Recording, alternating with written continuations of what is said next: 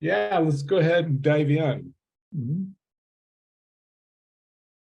You want to Well, take it away, David? yeah, sure. So anyway, welcome to 132. And really, basically, we're here today so we can answer your questions as we enter this last, this module. We want to make sure that this works for you and that you're understanding the concepts. And you'll see that some of the assignments are a little more in depth than what you've been doing in 130, 131. There's a lot more attention paid to audience and writing specifically for certain audiences and learning to distinguish between what one audience might need to know and what another audience might need to know for the same topic. And so we have some exercises around that and some assignments around that. And I can't reiterate any more than Tom and I already do, and that is to really make sure that you are absorbing the content, the tutorials, the materials, what's being asked before you jump in and do it. I've already had some students complete the project and asking me to go in and take a look, and see if make sure they're doing it correctly. I think before they actually submit it. So and I'm happy to take a look. So just slow down and reach out to us throughout the course. Yeah, I really want to reemphasize that part about reaching out. We offer, every time we meet, we offer to be happy to meet with you guys and so forth. And we find that very few students take us up on it. We love connecting with you guys and would love to be available to help and answer questions. So never hesitate to meet with us.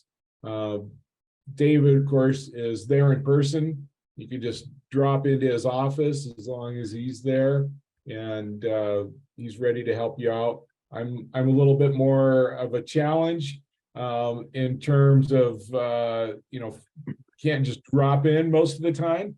However, I do have student hours twice a week where you can just jump on my Zoom link and come on in. No appointment necessary, but I'm also pretty flexible in my schedule. So if you want to meet with me, just send me an email and we'll find a time that works for both of us. Should be fairly easy to do that.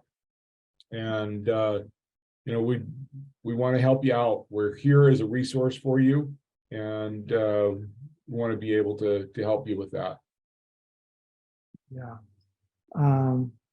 Does anyone have any specific questions about 132?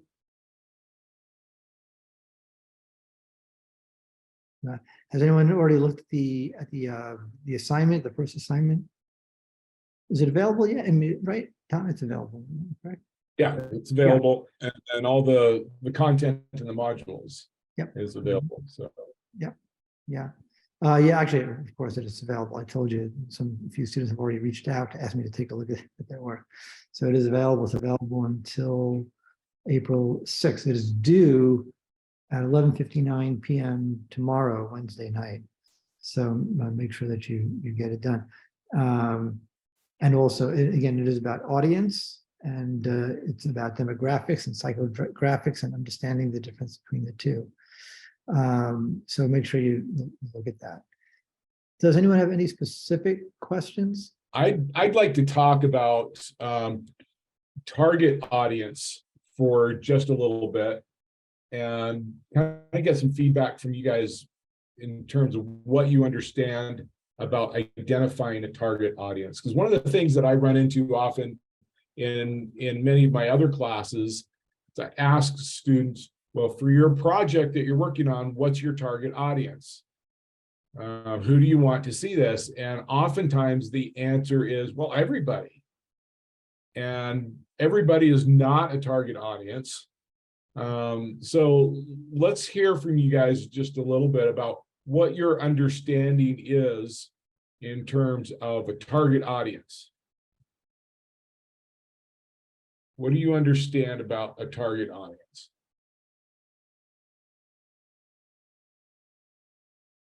Just your ideal audience that you want to make sure that your marketing appeals to. Okay. Is it always marketing? Just everything you do. Sounds like a marketer. Marketing's everything. Okay.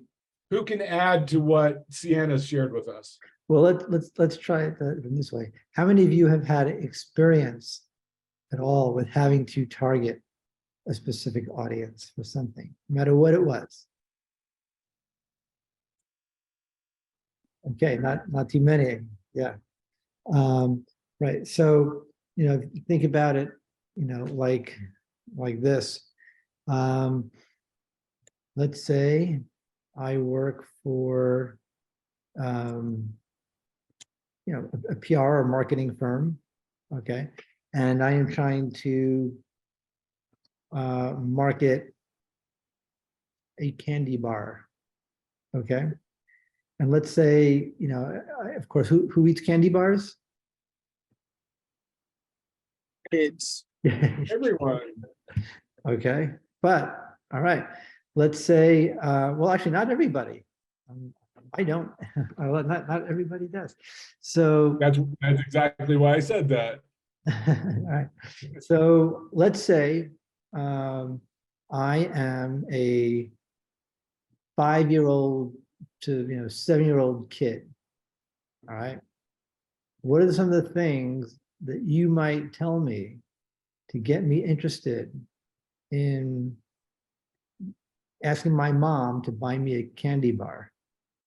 It tastes good. Maybe that it tastes good. Okay. Mhm. What else? Maybe it's an affordable snack. It's affordable, mommy. It's only 25 cents. Right? Or $1 today, right? Yeah, I was going to say, where are you buying your candy bars? Yeah. I told you I haven't bought a candy bar in a long time.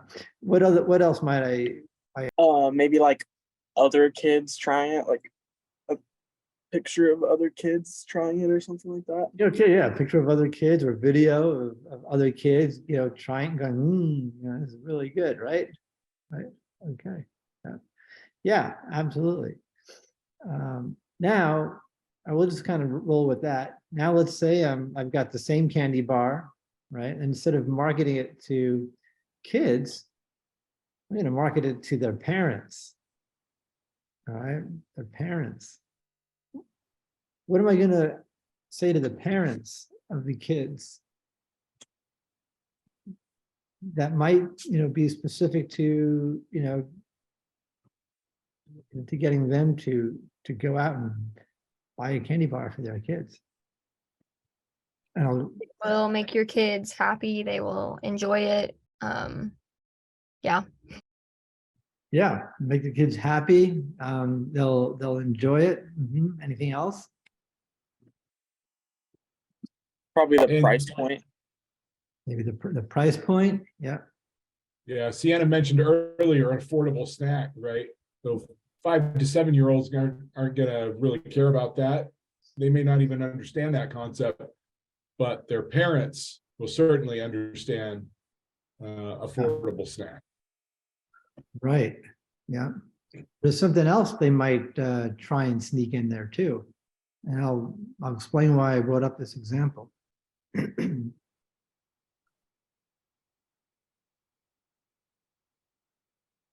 You're thinking of something specific, David. I am. I am.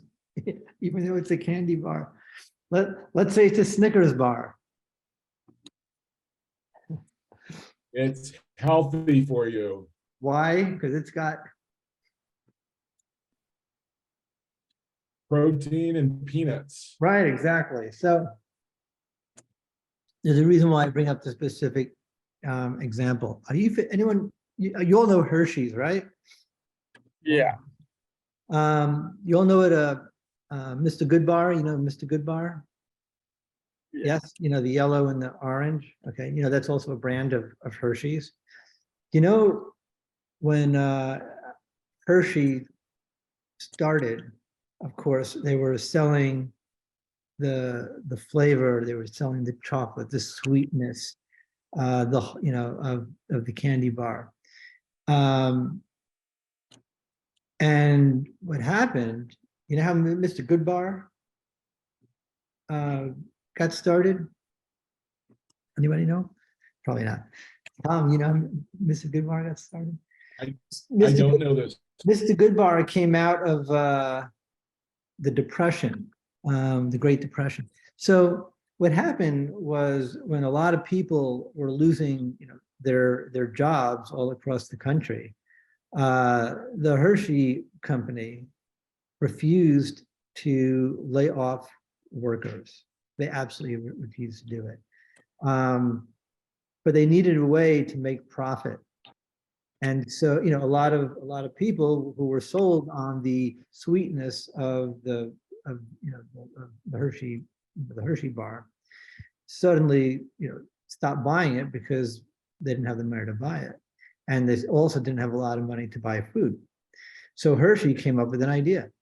Let's put nuts inside the Hershey bar and let's target people who are now unemployed, people who don't have much money for food and don't have much money for getting protein through meat and other types of sources, food sources.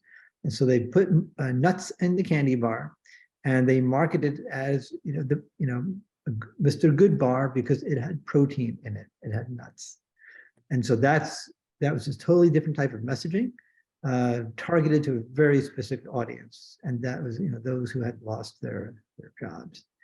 And so that's what happens when you think about target audience. You have to think about what are the needs of my specific audience or a reader or viewer or whatever what were their expectations, and how do you make it palatable to them.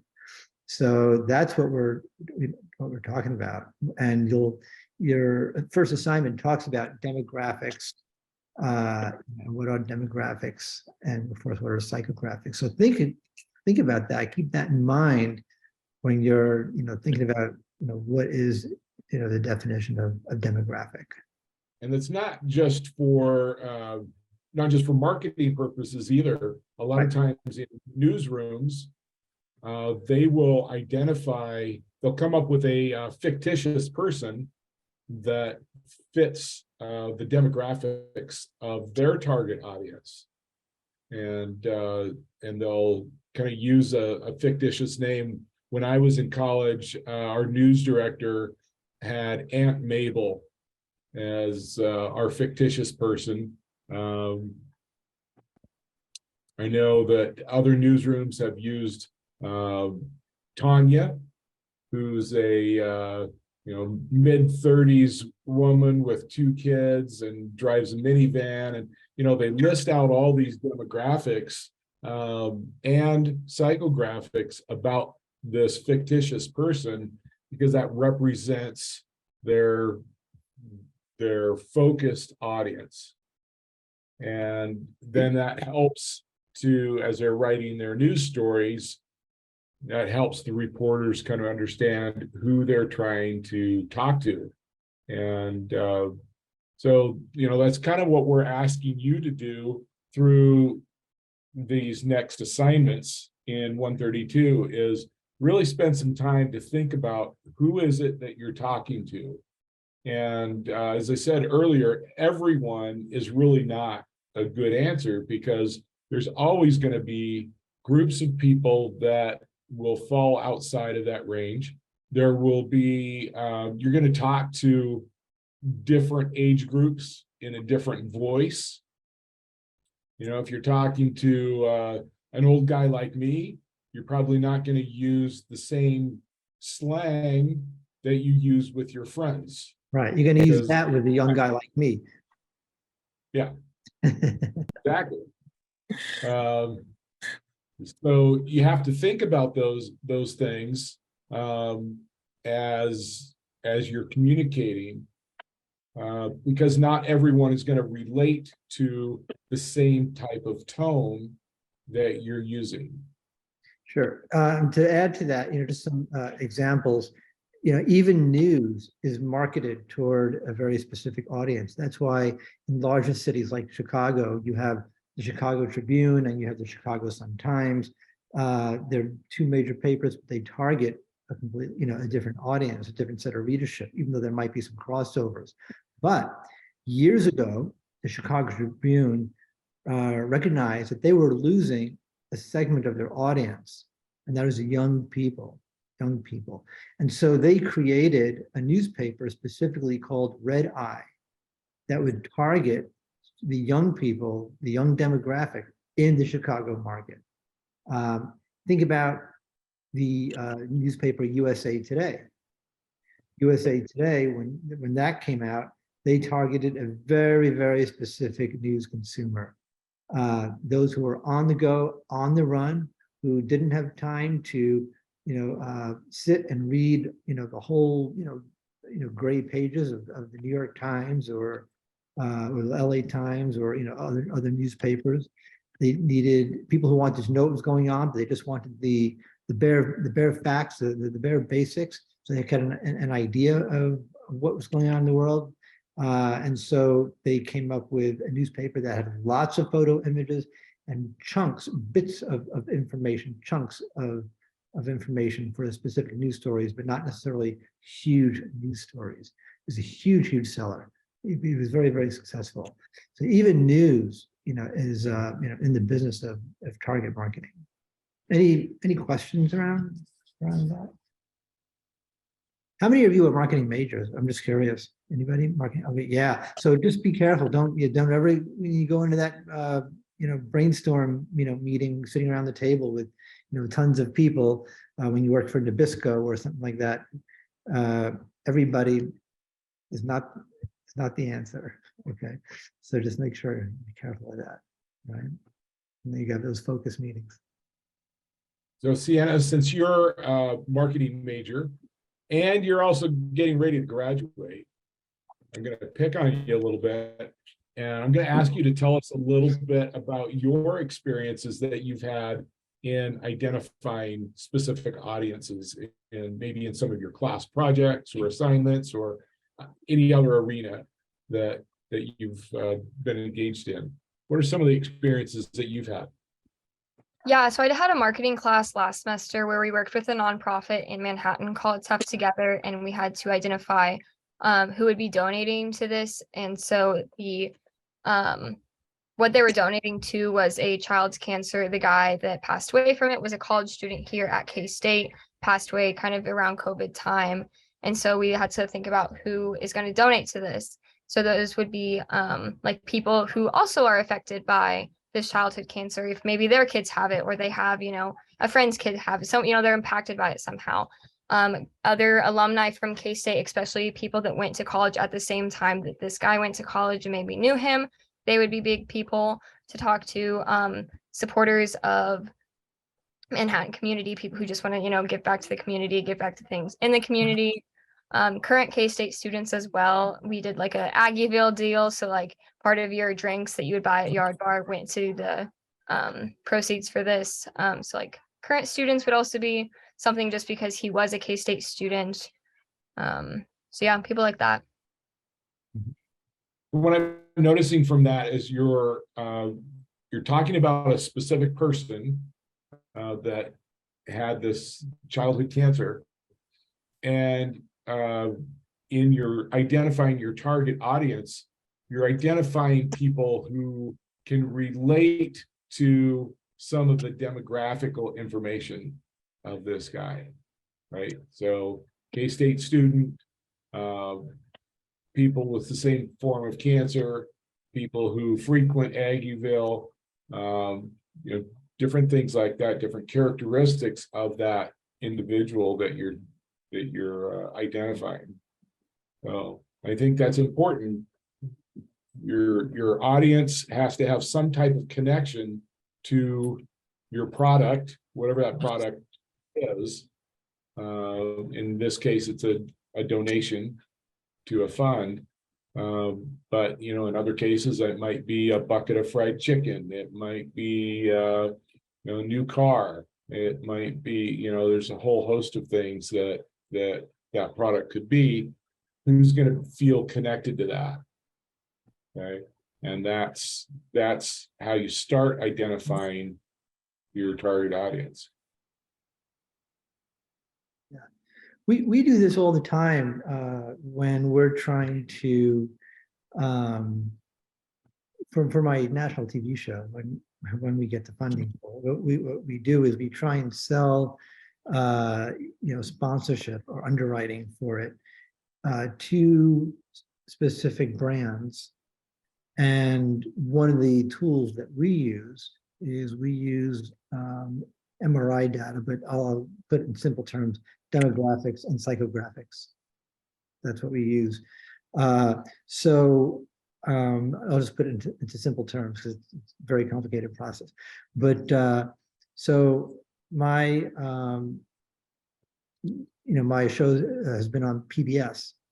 PBS tends to have a slightly older audience. They usually tend skews towards the 34 to 54, 64 year age group. And so we go after brands that want to target that specific age demographic. But we also know that because it's PBS, that the whole goal of getting a sponsor on board is to make sure that that brand gets in front of those eyeballs so that maybe they'll purchase products that brand sells, like maybe a Subaru, for example. Subaru is one of our sponsors. And so the demographic was men and women in the 46 to 34 to 54, 64 year old age group, who earned an income of a medium income of like $72,000 a year, because Subarus are expensive. So we're helping them to target that specific audience along with other demographics. But there's another part of that, and that is, as you'll read about, and that is the psychographics, because demographic comes from the root word meaning people, okay, human beings. So when you talk about demographics, you're talking about the makeup of of the human being. Psychographics has to do with mind and spirit. So we weren't just targeting men and women 34 to 64 who earn $72,000 a year. We also were able to, they collect the data through PBS. They have this data that targeted men and women who were 34 to 64 who earn $72,000 a year, but were also more likely to give to charitable causes, more likely to engage in outdoor activity, more to people who are more likely to engage in riding a bicycle, because my show is about recreational travel by bicycle. So we're targeting not just the demographic, but we're also targeting the mind and psyche of the consumer, those who are more likely to buy a car that caters to outdoors, and also those who are more likely to give to charitable organizations involving pets, because Subaru is huge into donating to the ASPCA and Save the Dogs, and if you want to watch their commercials, they have that tagline, dog friendly, pet approved, or something like that. So and also those who are more likely to engage and have interest in preserving the climate. Subaru has a goal of zero emissions in their factories, so carbon emissions in their factories. So those are more of the psychographics that we use. And so your assignment, and read it carefully, is going to ask you to distinguish between the demographics and the psychographics. Okay, companies, newspapers, any companies, advertising, marketing, public relations, They all use this stuff. And so that's why it's one of the first assignments, because you need to know these things when you get out there. One of the things that we really need to do as we're trying to identify these audiences is we need to get out of ourselves, right? It's when we're trying to identify likes and dislikes and so forth, it's really easy to skew towards, well, I like this and all my friends like this, so everyone must like this, right? Because we're surrounded by people that like similar things as we do. But that doesn't necessarily mean that everybody likes it. Right. There's a As difference. an example, Allison, what's your favorite kind of music? Probably country. Country music. Yeah. Okay, I was going to guess that because everybody from Tennessee likes country music, right? There's that word, everybody. Okay, so if you were to select some music to go along with, let's say a television commercial that you were in charge of producing, your natural inclination might be to skew towards country music because that's likely what you're most familiar with. That's what you enjoy most. And so that's kind of the easy thing to say, well, let's just drop in some country music, right? But that's when we've got to be really careful about identifying our target audience. And we've got to say, okay, who are we trying to sell this product to? And do they like country music?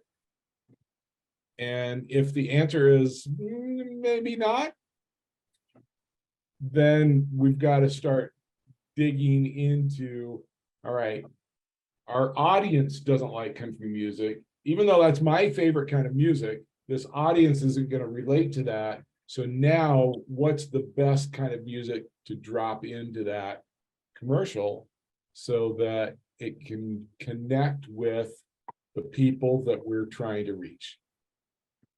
Yeah, and Sometimes that's really hard to do. Yeah, it is. It is to take that step back, and it's something that we, that I work on with the students at the Collegian. I'm the advisor to the Collegian newspaper, and typically, they're getting much better at it. If you've been reading the paper lately, especially that lead paragraph, the headline and the lead paragraph. If that is not connecting with something, some need or expectation of their target reader, which is, they consider all of Manhattan the target readers, but their core readers are you, the students, and of course faculty and people who are on campus. That's their core readership, and they understand that. But if they're writing something because they think, oh, this is important, as opposed to why the demographics that we're targeting think it's important, they're not going to connect. It's always about the reader's needs and expectations, or the viewer's needs and expectations, or the consumer's needs and expectations. It's all about that, and companies spend big, sometimes depending on the size of the company, millions of dollars, hundreds of millions of dollars on these types of things. And it's not just marketing, it's not just PR, it's also in news, it's in sales and advertising, all of these things. Even in agriculture, okay, sometimes, you know what I love? You ever see the billboards on the highway with the Chick-fil-A's billboards on the highway with the cows, right? And what does it say? It says, what does it say? I love chicken. Right, the cows are saying, I love chicken. They're targeting a very, very specific audience with that, and they know it. Sometimes think about it this way: an organization will come out with a study, and they'll say, coffee's bad for you. Don't drink it. The oils and the beans are bad for your liver. Caffeine, it's not good for And then you'll have another, another study that will come out and they'll say, oh, actually coffee's not so bad. Researchers are finding that, some of the natural, I don't know much about coffee, but, is actually pretty good for you. Or wine's bad. It has sulfites. Don't drink it. Oh, it has another study. It has antioxidants. It's okay to drink. It's good for your blood, 1 or 2 glasses a day. It's the questions that come up is who's doing this study, and who are they trying to target, right? Because even studies and polls and how people and businesses and those who create the polls interpret the data, they're targeted. They can be targeting a very specific audience. So you have to think about these things and think about these things as you're going through reading about the project that that you have to do for this week. So we've talked a lot about audiences. Let's maybe shift gears a little bit in the last few minutes that we've got. And since we're in the 3rd course now of this 3-course series, let's hear from you guys a little bit about what you have learned in order to be successful in these courses. What have you learned from the previous 2 courses that will help you be successful? Uriah, you want to jump in with some ideas? Just from last course or just now?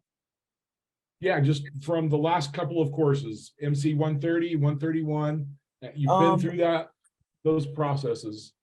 I think it's just how much editing is a process more than how much editing is a majority of the process. I think is kind of the biggest thing I've learned. Okay. Editing is certainly important. And I think, along with that, as you write your papers, it's easy to get the words on paper, but then you got to go back and do the editing and really make sure that all of those words are counting, that you're not padding your language, you're not adding extra words that don't need to be there, and that you're proofreading for errors and all of those types of things. So that's a great tip. Let's see, Natalie, your camera's not on, but I hope you're with us. What advice would you give to another student enrolling in 130 or 131? And you're muted. So.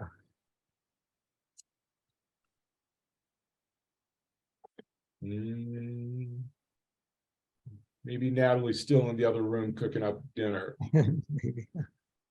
So let's see if Grace is with us. I am. All right, Grace. Grace, you want to answer that question? What advice would you give to someone? What you've learned from 130 and 131? Like Uriah said, it's the editing is a majority of it, and just learning what to look for and how to fix things, especially if you're looking for AP style, where you need to look, and just making the most out of the words that you're using. Okay, great. Sienna, do you have anything to add to either of those comments? I think they covered it pretty well. I would just add kind of looking at the content and the assignment really early so that you can start the assignment, set it aside for a day or 2, and then come back, because it'll be a lot easier to edit when it's not the only thing in your head. That's a great suggestion. It's so common to be able to identify things that can be fixed and corrected after you've gotten some distance away from it. There's a story about a Hollywood director, well-known Hollywood director, who would get on location, shoot all these scenes, and get all this content gathered, and then he'd go on vacation to some exotic place for a couple of weeks before he stepped back into the edit room. And that gave him that opportunity to, get that distance, get some clarity, and kind of look at the story with fresh eyes. And, you don't have to go on an exotic vacation or anything, but that idea of setting something aside for a little while, even if it's just, going off to lunch, meet some friends for lunch for an hour or so, and then come back to it. Even that short amount of time will allow you to get a little bit of distance and look at your assignment with fresh eyes. So that's great suggestion, Sienna. Yeah, and Natalie did chime in. She said, sorry, my computer is having difficulties. I would say to always have your AP style book handy. Good. That's another great suggestion. Have access to that. And of course, if you're using the online version, it makes it much easier to have access. You don't have to lug a big book around, but whatever way you access the AP manual, you want to have easy access to that as you're writing. Yeah, I think just to add on to some of these really good suggestions, that is often helpful. It's something I always have to do for myself, and that is not to be too attached to what I'm saying. Sometimes I'll write something, oh, I really like this. Oh, I think I really need this in here because it's important. It's important to me. But does not necessarily mean that it's something that your reader needs to know, or sometimes taking out something that is important to you can have even a greater impact if you can really come to grips with, yeah, it's important to me, but it's really not important to me as to my reader as it is to me. And being able to let go of of your detached from your own stuff, it really is very helpful too. I do that all the time. And I like what a lot of you said about editing. Uriah, you talked about it's a process. Writing usually takes less time. A lot of students and young people who are learning put time into writing, and they look at editing as, oh, that's just the extra thing I have to do. I'll spend a little time on it and put it away. Typically, it's the editing process really that takes more time than the actual writing. So kind of, always give yourself ample time to write. When I'm ready to send out a proposal, I sometimes will go through 30 drafts. After I write it, it might take a couple hours, a few hours to put together, and it'll take me a few days to get it exactly where I want it to be. And it's like, I'll go through like 30 drafts of a proposal. I'm trying to raise money for a show and target, if I'm asking someone for big money, I better have it right. And so I'll edit ruthlessly against myself to make sure it's correct and be open to like, oh, no, this is not right. This is not good. Or this sentence, this word should not be there. I should change it or something like that. So just some food for thought.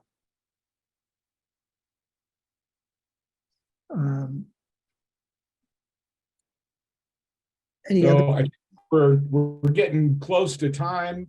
Yep. Has anyone had any questions come to mind as we've been having this conversation? Any concerns that you have as we begin this last class? Oh, and I do have a couple announcements. I was just curious, like out of people, if you've ever gotten any feedback from like the 3 MC courses, from like 130, 131, and 132, which one is the most like challenging typically? The feedback that I've gotten is that they get increasingly challenging. So 132 would typically be the most challenging. Other people have said 131 is the most challenging. I've heard both. I think it depends on maybe a little bit about what your background or what your interests are, because 131 is more focused, I'd say, on those people that are that are skewing towards news. And 132 is probably skewing more towards those that are more interested in marketing, public relations, advertising, but neither one of them are strong towards one group or the other. So. Gotcha. Yeah, but I actually, when 132 is over, I look forward to hearing that from all of you, which you feel is most challenging. Look forward to hearing that. I do have a couple announcements before we split. So most of you are in Kansas, in Manhattan, Kansas. First, one way to really excel in this course, and you can do it, is to join the Collegiate. You learn a lot about audience there and putting content together, and you're welcome to do that. Mondays are the general staff meetings at 6:15 in Kedzie Hall in newsroom. But is anyone here going into journalism as a career, or intending to in any way in this career at all? You are? Okay. I hope so. Yeah. Okay. Good. I'd like to invite anyone here on Monday, the 10th of April, and I'll put this out in the announcement to everybody. On 10th of April, because I'm sure there are other journalism majors who are attended journalism majors who are not here today. I'm having a very special Zoom session in Kedzie. I have arranged for federal court judges a small panel of federal court judges to come and talk, meet with the Collegiate media staff and my MC200 news writing reporting students to talk about how federal judges work with the media when the media is covering court cases, in high profile court cases. So if you're interested in having the opportunity to learn that and be involved, you're welcome to attend. Okay. And again, I'll put it out in the announcements in the next week or within the next few days.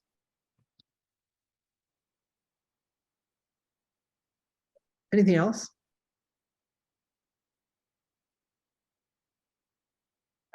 No, we got a pretty satisfied group, it looks like. So Okay. Hope so. Okay. All right. we'll be checking in with you like we have done in the previous courses. We'll be checking in with you periodically. We want to invite you to attend each of these meetings that we have. I think it's a great way to help us connect with you a little bit better, and hopefully you connect with us a little bit better, and invite some of your classmates. If you know anyone else in the class, invite them to come. We'd love to see, a couple dozen people in the next meeting. I don't know if we'll get there or not, but there are over 60 people in the class. So you guys are representing a very small group of them. Congratulations on being here and taking time out of your evening. So on that note, I'm putting a little phrase in the chat that I'd like you to email back to me. And when I get your email, I'll give you a little bonus nudge in the grade book for taking time out. So there's your phrase in the chat, and love to give you a little bonus nudge there. All right. Yeah. Remember, I'm on Zoom every Monday and Wednesday. Mondays from 10 to 11 in the morning, Wednesdays from 4 to 5 in the afternoon, and any other time that you want to knock on my virtual door, I'm happy to meet with you. Okay. David's available not only on Zoom, but in person. Go visit him in Kedzie 103 and, ask whatever questions you have. Remember, good journalists always have a question in their head. Mm-hmm. Okay. All right. Thank you, everybody. Have a good night. Stay safe out there. Thank you, guys. Mm-hmm.